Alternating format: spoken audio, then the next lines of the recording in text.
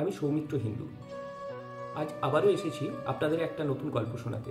একবার এক সাধু এক রাজার বাড়ির সামনে এসে উপস্থিত হন সকাল 8টা-9টার দিকে। আর অদ্ভুত ব্যাপার, রাজাও সেই সময় বাগানে ঘুরছিলেন। সামনেই সাধুর সঙ্গে রাজার সাক্ষাৎ হয়।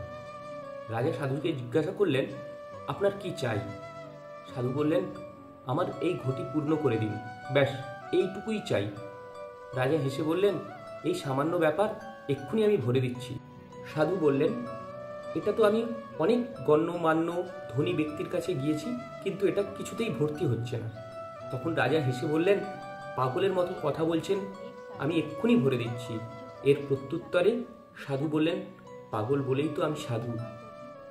সাধু বললেন, আপনি যদি এটা ভর্তি করতে চান তাহলে একটাই শর্ত, আপনি যদি এটা ভর্তি করা শুরু করেন তাহলে যতক্ষণ না এটা পুরোপুরি ভর্তি হচ্ছে ততক্ষণ পর্যন্ত আমি কোথাও যাব না।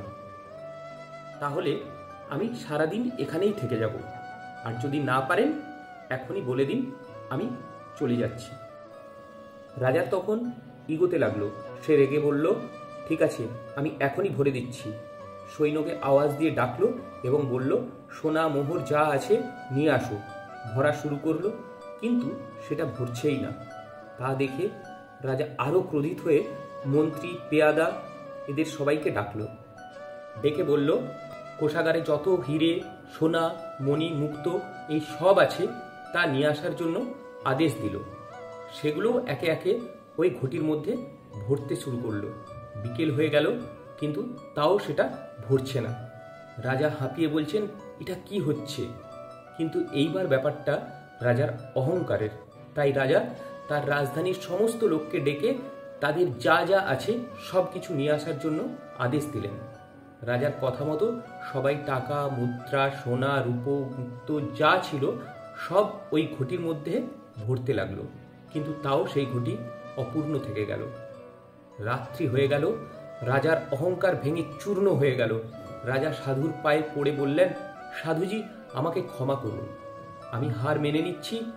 আমার পক্ষে এই ঘটি পূর্ণ করার সামর্থ্য নেই, কিন্তু আপনি যাওয়ার আগে বলে যান এই ঘটিতে কি মন্ত্র দিয়ে নিয়ে এসেছেন যা ভর্তিই হচ্ছে না।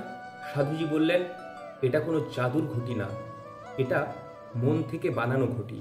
আমাদের মন যা কোনোদিন কোনো কিছুতেই ভরে ওঠে না, যতটা পাই তার থেকেও বেশি আমরা চাইতে থাকি।